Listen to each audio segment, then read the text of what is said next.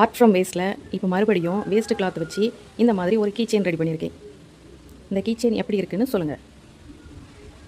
குட்டி குட்டியாக waste pieces எல்லாம் எடுத்து இந்த மாதிரி சின்ன சின்ன டூலிப்லாம் செய்து அதை இந்த நாட்டில் எடுத்து இந்த மாதிரி லீஃப் பெட்டல் செய்து அதை இந்த மாதிரி கீ செயினில் வச்சு லாக் பண்ணியிருக்கிறேன்.